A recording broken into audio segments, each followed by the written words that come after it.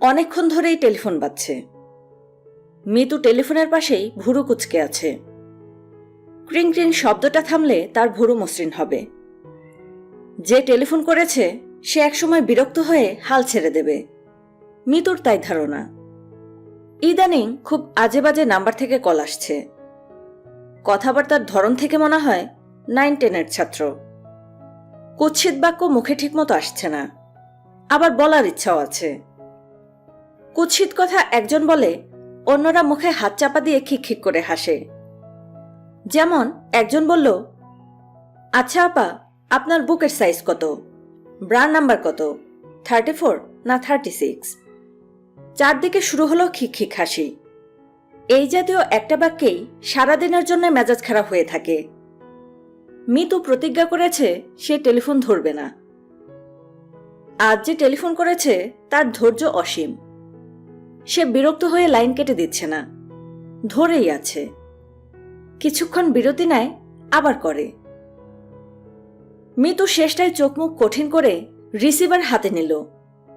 ওপাশ থেকে মিষ্টি এবং কোমল গলায় একটি মেয়ে বলল, এটা কি ইমন ভাইয়াদের বাড়ি? মিতু বলল, হ্যাঁ। আপনি কে? আমি ইমনের বড় বোন। আপা, সালাম আলাইকুম। ওয়ালাইকুম সালাম।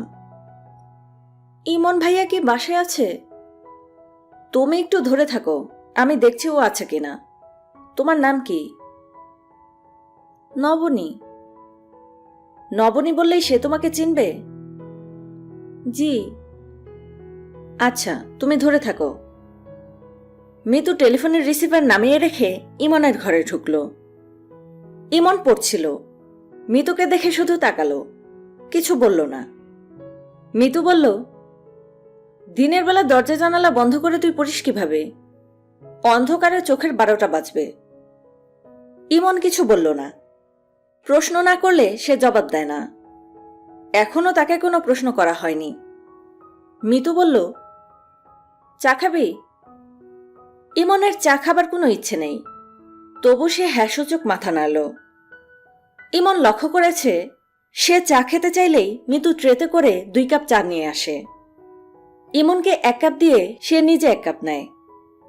চা খাবার সময়টা পা দুলিয়ে দুলিয়ে গল্প করে। মিতুর সেই গল্পগুলি হয় খুব মজার।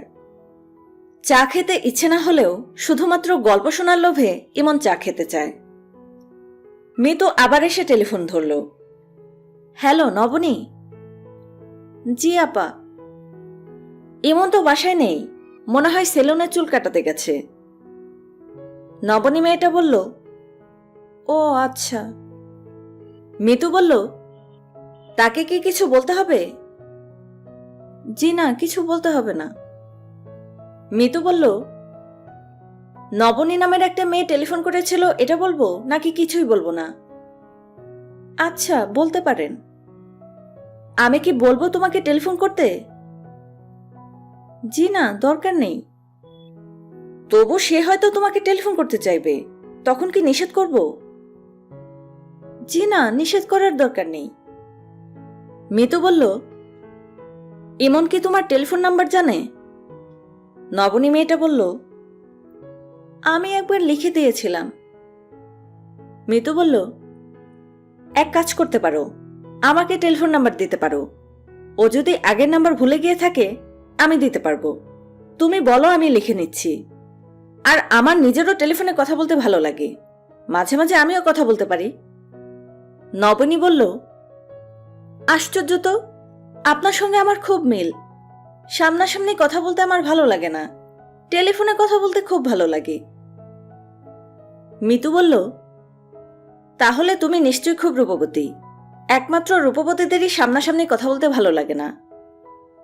মেয়েটি বলল, আপা, আমি খুব রূপবতী না, মোটামুটি। কোন ক্লাসে পড়ো?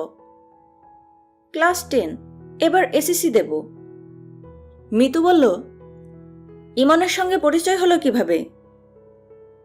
উনি তো আমার স্যার, সপ্তাহে 3 দিন আমাকে অঙ্ক করান। ও আচ্ছা, ইমন আমাদের কিছু বলেনি, স্যারকে ভাইয়া ডাকো। নবনী বলল, স্যার ডাকতে ভালো লাগে না, এই জন্যে ভাইয়া ডাকি। আপা, টেলিফোন নাম্বারটা লিখে রাখুন। আমার এক্ষুনি টেলিফোন ছেড়ে দিতে হবে। মা আসবে। আমি সারাক্ষণ টেলিফোনে কথা বলি তো, এটা মার খুব অপছন্দ। নবনী টেলিফোন নাম্বার বলল। মিতু লিখে রাখল না। টেলিফোন নাম্বার মনে রাখার ব্যাপারে তার ভালো দক্ষতা আছে।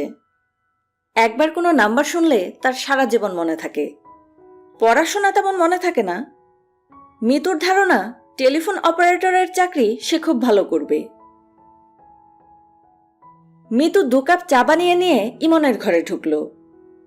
চায়ের কাপ ইমনের দিকে বাড়িয়ে দিতে দিতে বলল, তারপর তোর খবর কি? ইমন বলল, ভালো। কেমন ভালো? মোটামুটি না খুব ভালো? ইমন কিছু বলল না।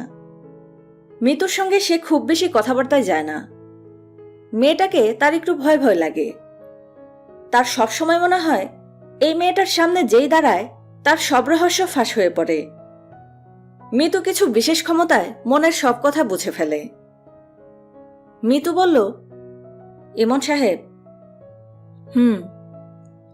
তুই কি প্রাইভেট টিউশনে করিস নাকি?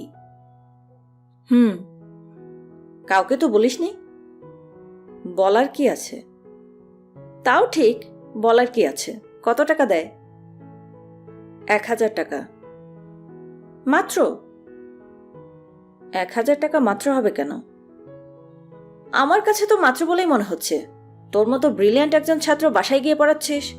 ওরা কি নাস্তা দেয়? হ্যাঁ, দেয়। ভালো নাস্তা? ইমন বলল, এত কথা জিজ্ঞেস করছিস কেন? মিতু সেই প্রশ্নের উত্তর না দিয়ে নিচু গলায় বলল, তোর ছাত্রী দেখতে কেমন? ইমন বলল, দেখতে ভালো। মিতু বলল, পুতুল পুতুল চেহারা? পুতুল পুতুল চেহারা কিনা আমি জানি না। কোন চেহারাকে পুতুল পুতুল চেহারা বলে? মিতু বলল, আমার দিকে দেখ। আমার চেহারা পুতুল পুতুল না। আমার মধ্যে কোনো মায়া নেই।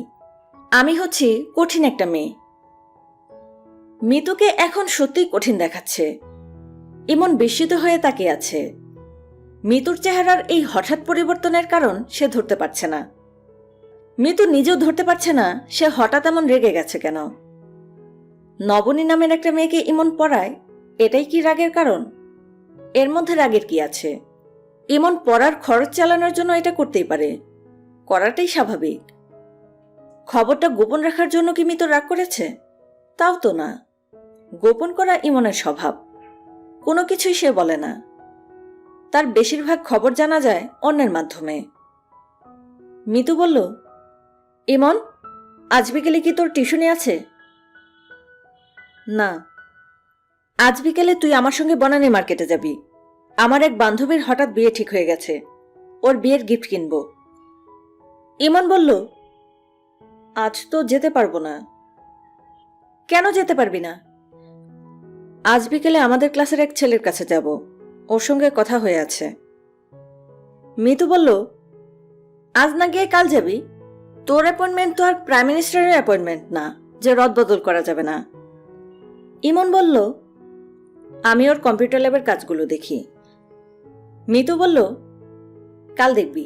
একদিন প্র্যাকটিক্যাল না দেখলে কিছু হয় না। ইমন বলল, আচ্ছা। মিতু উঠে দাঁড়ালো এবং তীব্র গলায় বলল, তোর যেতে হবে না। ঘর থেকে বের হবার সময় সে এত দ্রুত বের হলো যে দরজায় বাড়ি খেয়ে মাথা ফুলে গেল। অন্য যে কোনো ছেলে হলে পুরো ঘটনার আকস্মিকতায় হকচকিয়ে যেত। ইমনের বেলায় তার ব্যতিক্রম হলো। সে সঙ্গে সঙ্গে বই নিয়ে বসল। বইয়ে সে ঠিকমতো মন বসাতে পারল না। এই বইয়ের এক ফাঁকেই একটা রেজিস্ট্রি করা চিঠি লুকানো আছে। চিঠিটা গত সপ্তাহে এসেছে। চিঠির হাতের লেখা অপরিচিত। চিঠির ভাষা অশালীন, কিন্তু চিঠিটা যে পাঠিয়েছে সে পরিচিত। চিঠিটার লেখিকা মিতু, এই ব্যাপারে সে 100% নিশ্চিত। চিঠির একটা লাইন হচ্ছে, জানগো, তুমি রাস্তা দিয়ে হাঁটার সময় কুঁজো হয়ে হাঁটো কেন? এই লাইনটাই বলে দিচ্ছে এই চিঠি মিতুর লেখা।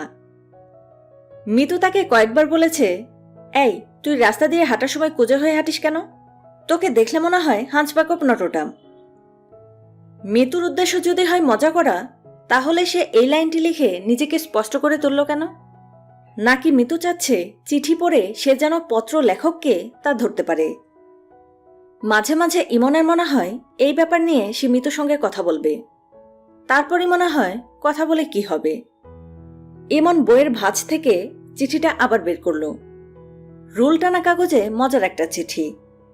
আচ্ছা, এমন কি হতে পারে যে এটা খুব চিন্তাভাবনা করে লেখা মিতুর প্রথম প্রেমপত্র? এর একটা জবাব পাঠিয়ে দিলে কেমন হয়?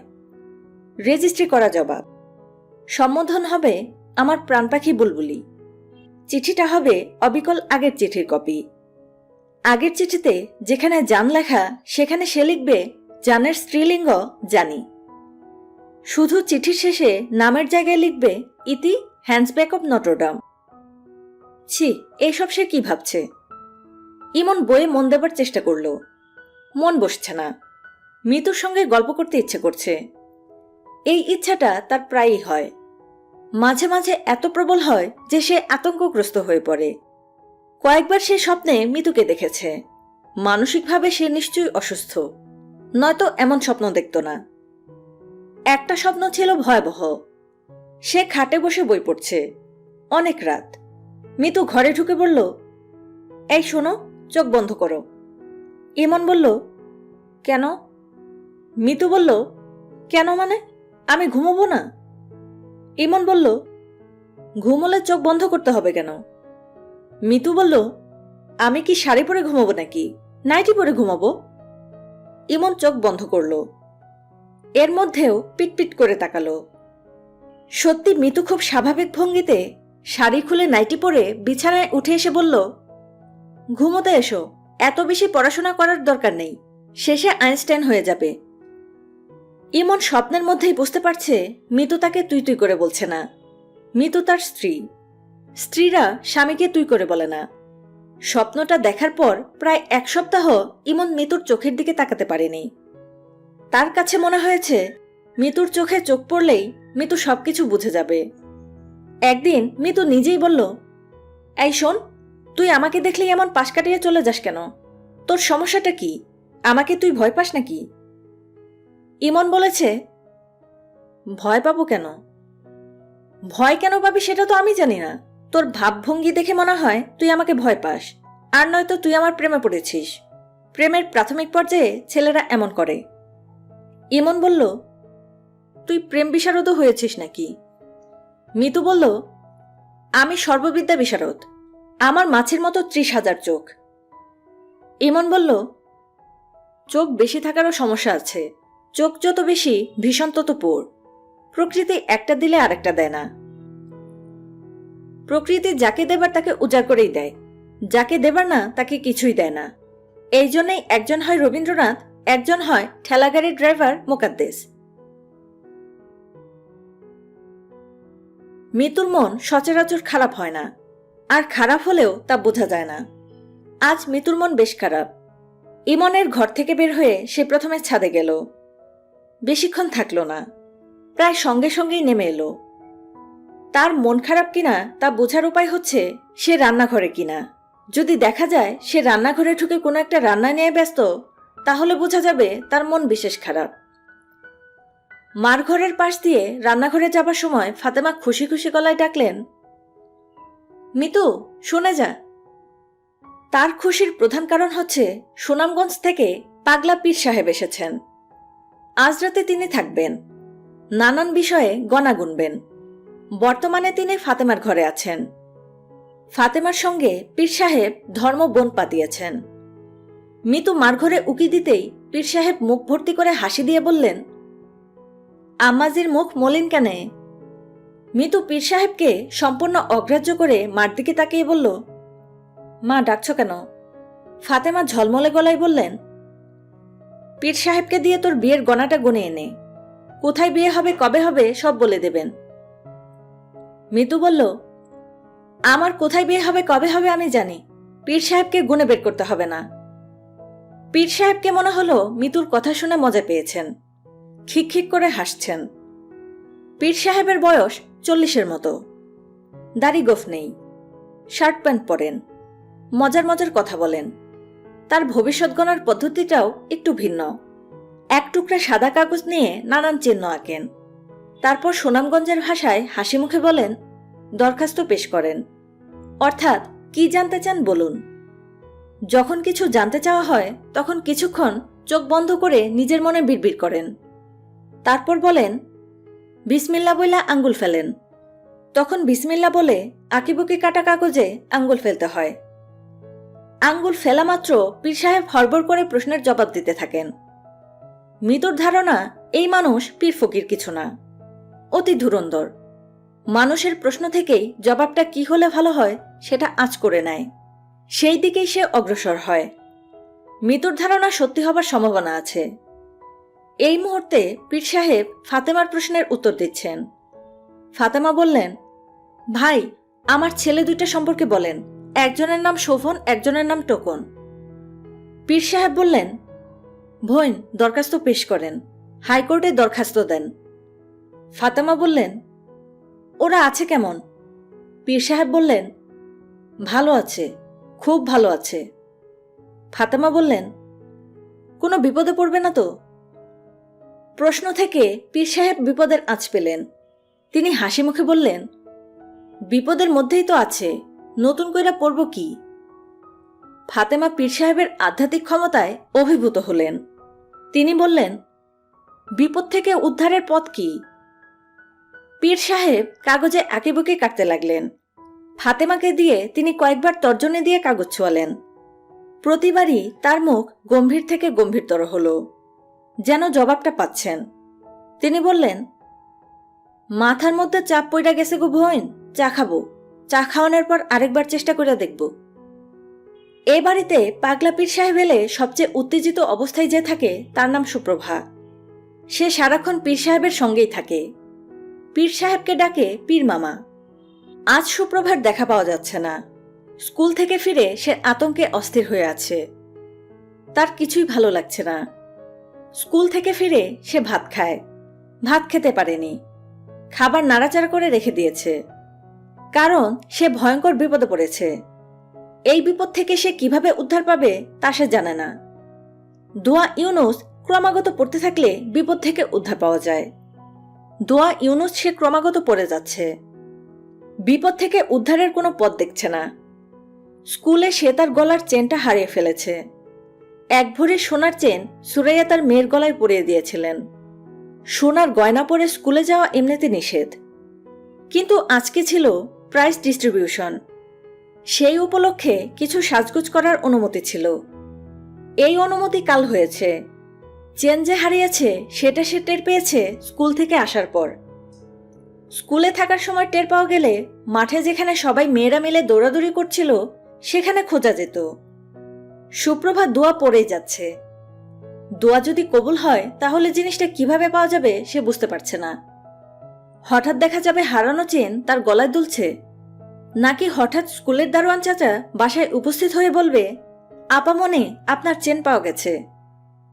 সমস্যা হচ্ছে স্কুলের দারোয়ান তো তার বাসার ঠিকানা জানে না।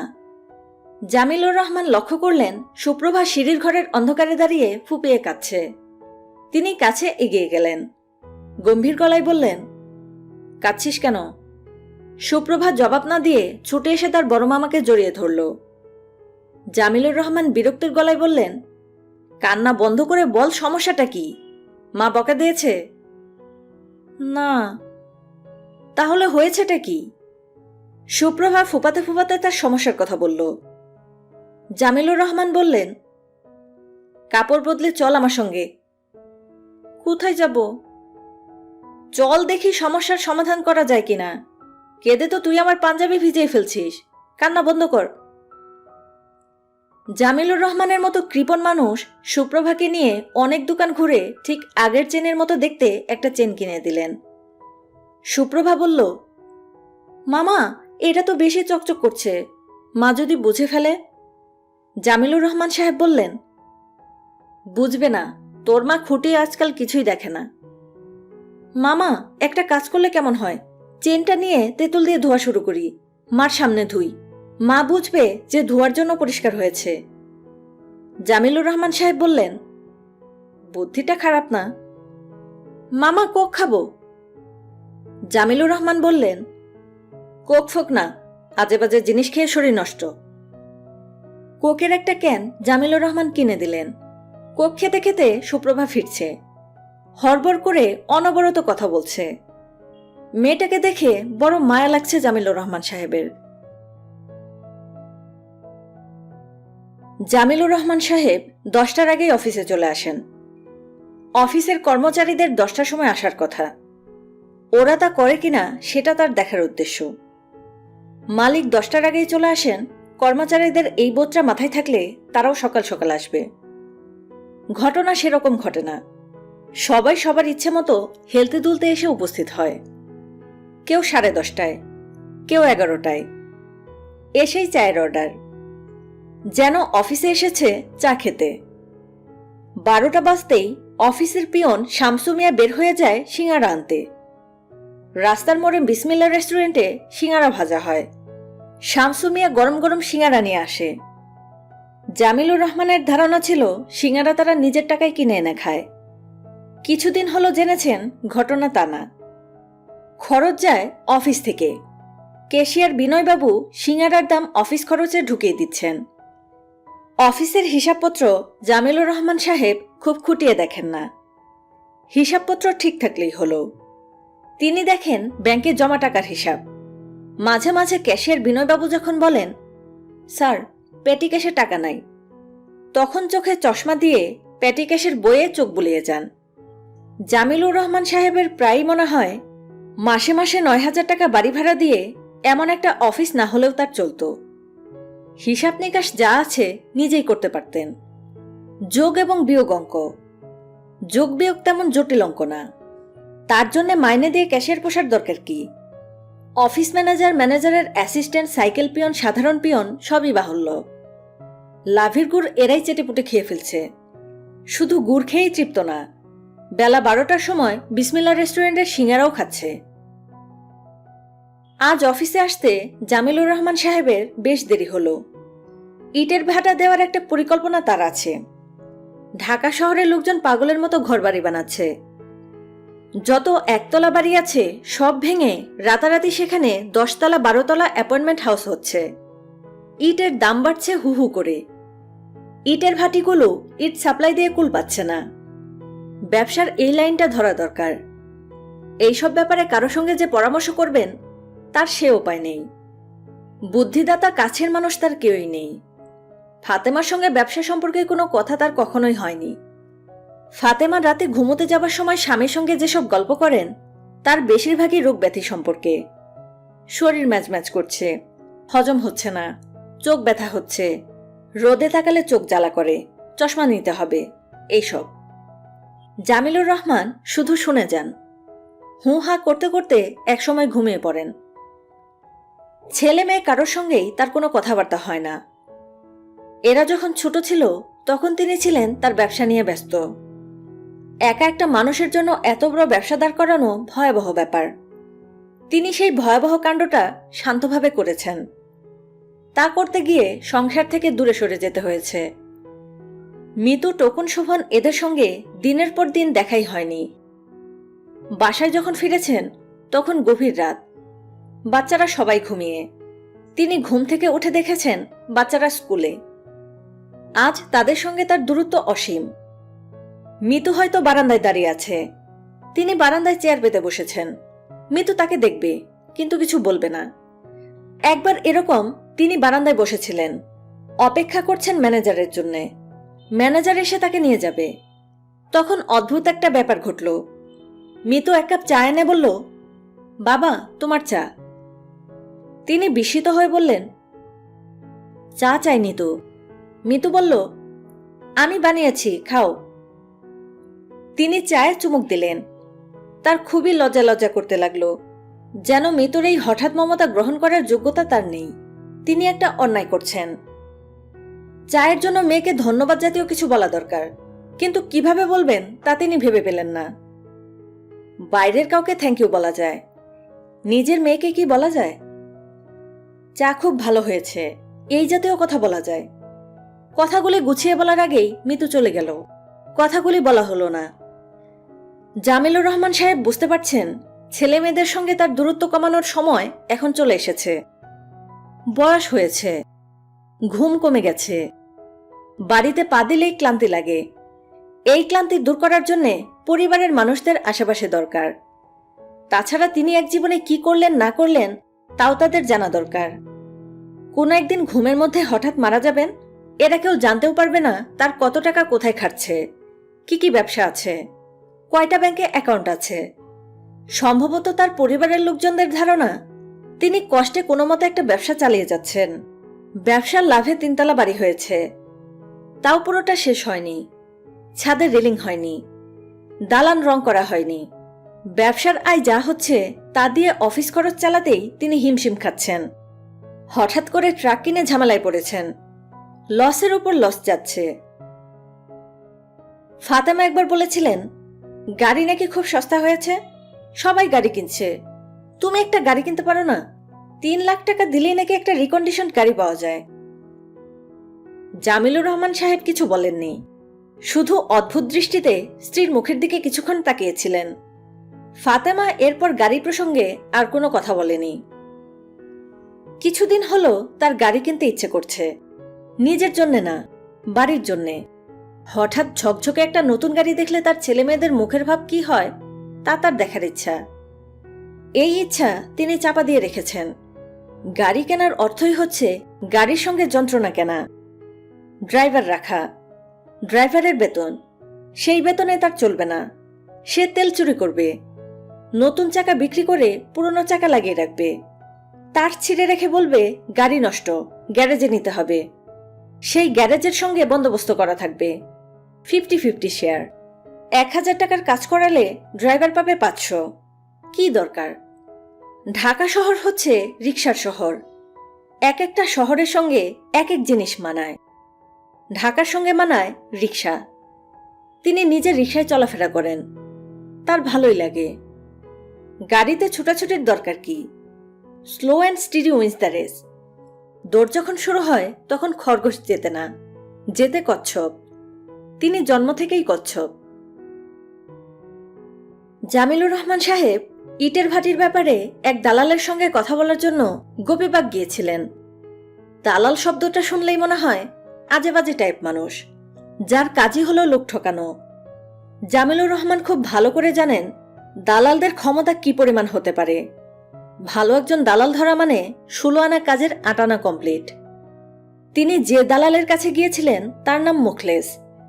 50-এর কাছাকাছি বয়স, ধূর্ত চেহারা, 2 চোখে সন্দেহ এবং অবিশ্বাস ছাড়া আর কিছুই নেই। শুরুতে সে কথাবার্তা শুরু করলো তাচ্ছিল্যের ভঙ্গিতে। জামিলুর রহমান সেই তাচ্ছিল্য গায়ে মাখলেন না। দালাল মুখলেস বললেন, ইটের ভাটি দিতে চান? জি। কয়লার না গ্যাসের? জামিলুর রহমান বললেন, গ্যাসের, কয়লা ব্যবহার তো নিষিদ্ধ। মুখলেস বললেন, কোনো কিছুই নিষিদ্ধ না, বাংলাদেশে সবই সিদ্ধ। কোনোটা বেশি সিদ্ধ, কোনোটা অল্প সিদ্ধ। ইটের ভাটির ব্যবসা আগে কখনো করেছেন? জি না। নতুন নামবেন? জি। মুখলেস অনেক সময় নিয়ে বিড়ি ধরালো। কোমরের লুঙ্গির খুঁট থেকে পানের বাটি বের করে জর্দা ভর্তি পান মুখে দিল। চোখ বন্ধ করে পান চিবোতে লাগলো। জামিলুর রহমান সাহেব অপেক্ষা করতে লাগলেন। মুখলেস বললেন, 1 সপ্তাহের নোটিশে 1.5 কোটি টাকা ক্যাশ বের করতে পারবেন? জামিলুর রহমান সাহেব শীতল গলায় বললেন, পারব। আমার খোঁজ আপনি কার কাছে পাইছেন?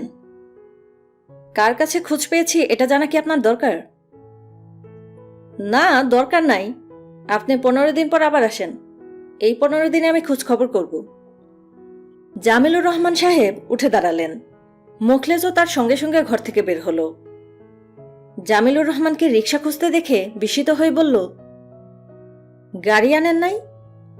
জামিলুর রহমান বললেন, আমার গাড়ি নাই, আমি রিকশায় চলাফেরা করি।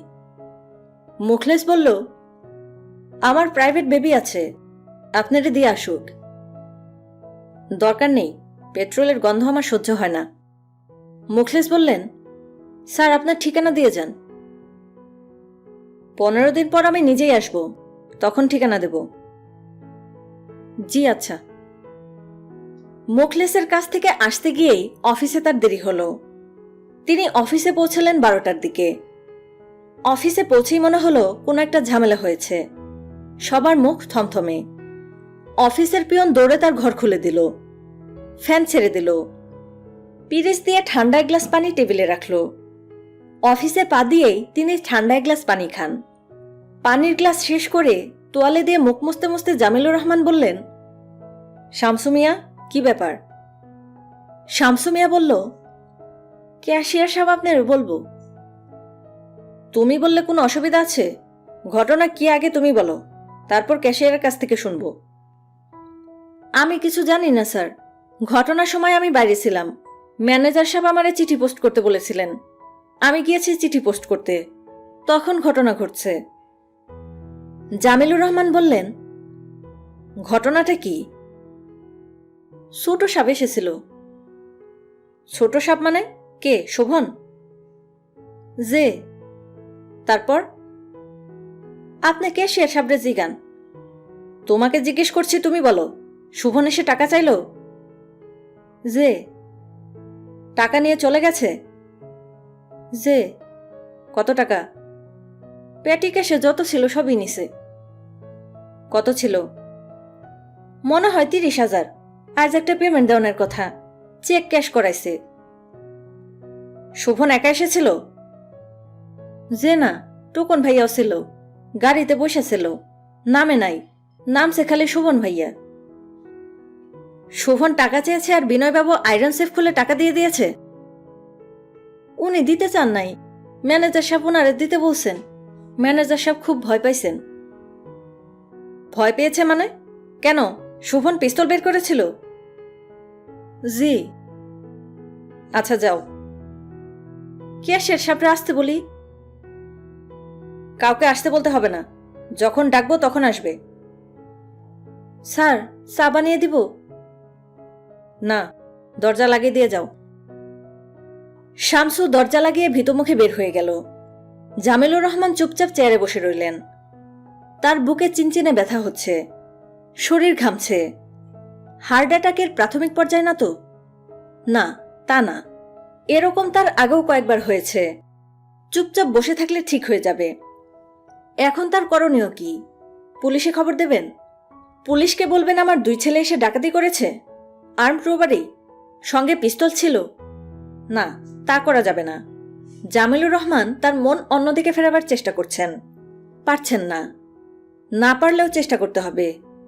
আজকের কাগজ পড়া হয়নি, কাগজ পড়া যেতে পারে। তিনি বেল টিপলেন। শামসু ঢুকল। তিনি বললেন, দেখি আজকের কাগজটা দেখি। শামসু বলল, চা দিব স্যার? দাও, চা দাও। বুকের চিনচিন ব্যথাটা মনে হয় কমে আসছে। ব্যথা পুরোপুরি কমুক, তখন বিনয়ের সঙ্গে কথা বলা যাবে। তিনি সিঙ্গারার গন্ধ পেলেন। 12টা বেজে গেছে। অফিসে সিঙ্গারা চলে এসেছে। কি এমন জিনিস যে প্রতিদিন খেতে হয়? তিনি নিজে আজ একটা খেয়ে দেখবেন নাকি?